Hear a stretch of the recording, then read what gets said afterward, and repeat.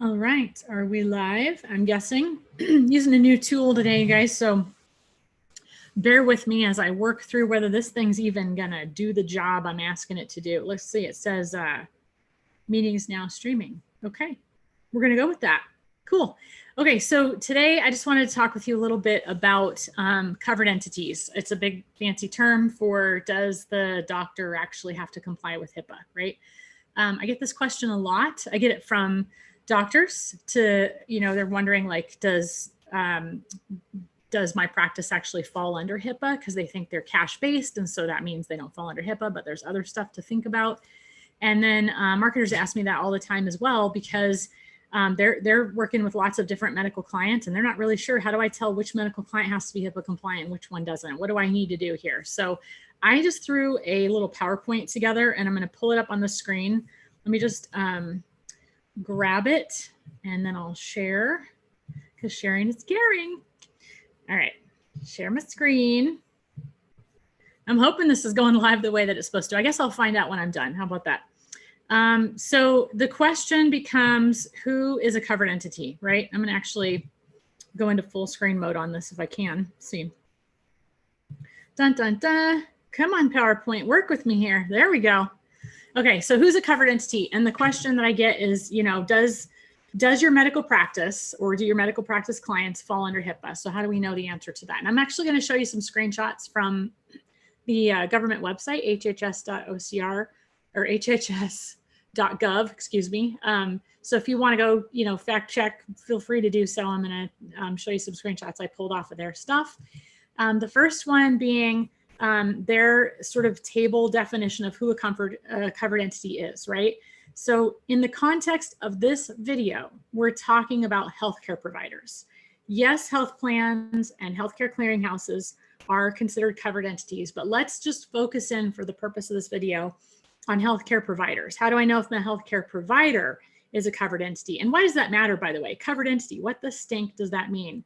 That's the government term for you fall under HIPAA. You have to be HIPAA compliant. And so if somebody is defined as a covered entity by the government, meaning they fit this definition, then they have to follow HIPAA. It sucks, but it's the case. Okay. So how do I know if the doc actually falls under HIPAA?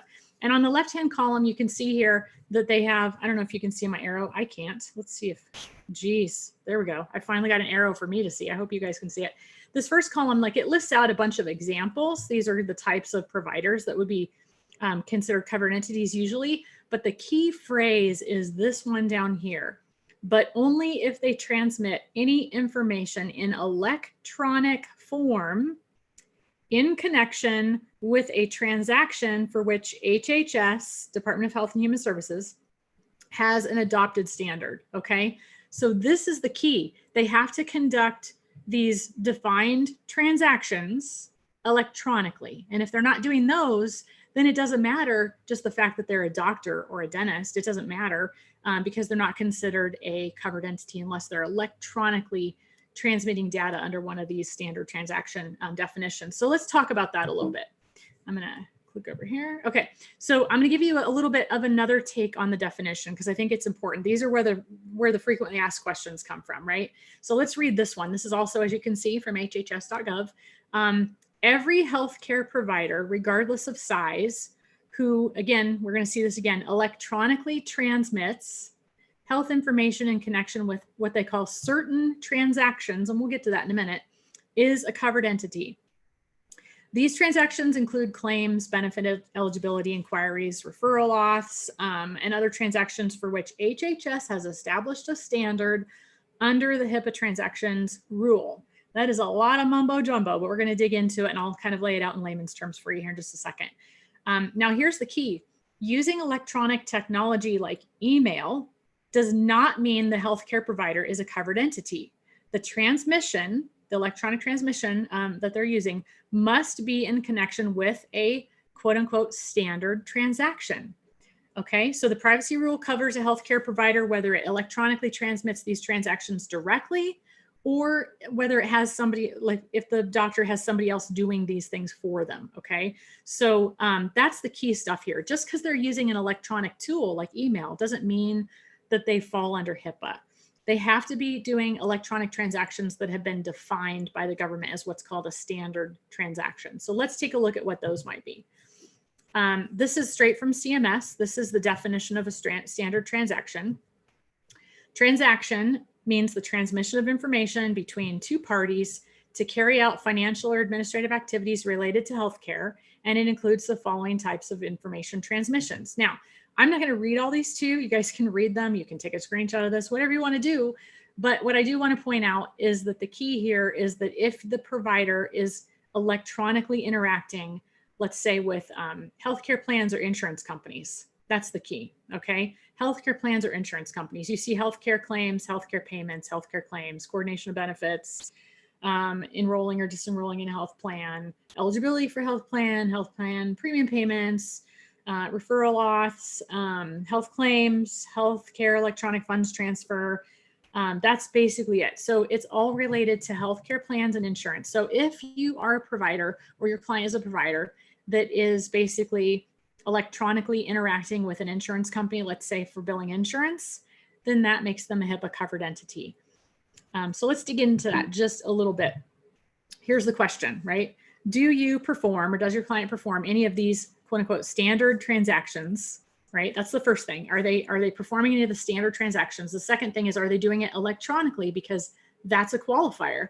If they're doing it on paper, then even if they're doing it, it doesn't matter. They're not a covered entity under the definition. They have to be doing it electronically.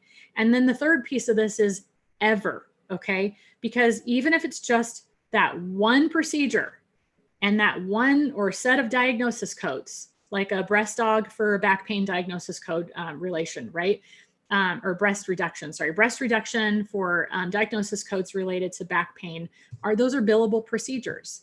A plastic surgeon will often say, I'm a cash-based practice, which is true for most of the stuff that they do. But if they do breast reductions for specific diagnosis codes, if they also bill the insurance for that, then that means they're a HIPAA covered entity. They only have to do it once.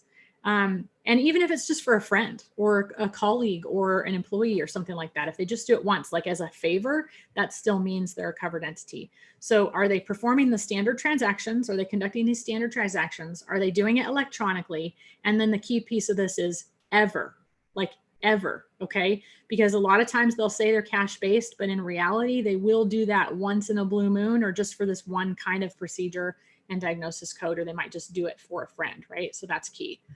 But wait, there's more. There's a little more, okay? So we talk about this a lot in our videos and in our coaching program and stuff, that HIPAA actually covers past, present, and future patients, not just past patients or present patients, but they cover future patients. So that's what this screen is all about. This is a screenshot straight off the government website, so you can go find it. But you'll notice the word future in here a couple of times. Individuals, past, present, future condition, past, present, future payment, provision of healthcare, all this stuff, future, future, future. That's what I want you to think about, because if you are working with a covered entity in the context of marketing per se, and you're actually like just bringing them leads, then those leads count as what's called future patients, of course, right? I mean, that's the whole point of getting a lead. Okay, so here's the scenario that I want you to think about, because there's a little bit of a caveat here. We actually were talking with an OBGYN provider who also owns a med spa. Each of those entities is its own. So the med spa was a separate business entity, a separate legal entity from her OBGYN practice. So they're not connected from a business standpoint. Now, the OB practice bills insurance electronically. So that means the OB practice is a covered entity. Okay, simple. I mean, we've just gone through that. The med spa does not conduct any of those standard transactions electronically. So they are not a covered entity. The med spa in and of itself is not a covered entity. But here's where it gets really interesting, right?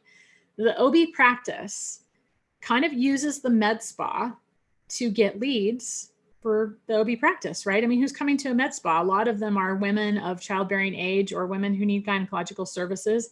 So clearly the obstetrician, when she's in the med spa, is talking to people about what she does and potentially getting leads out of that med spa for her OB practice. So now that med spa just became a business associate to her OB practice entity. Isn't that crazy? I just want you to think about that for a second.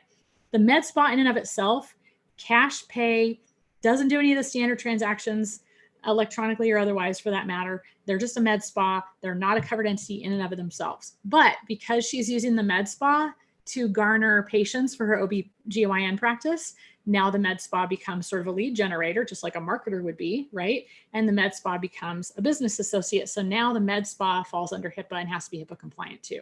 Interesting, huh? So here's the short and sweet. Which medical practices fall under HIPAA is the question we kind of started with, right? So a medical practice that electronically interacts with insurance clearly has to be HIPAA compliant. That's a standard transaction.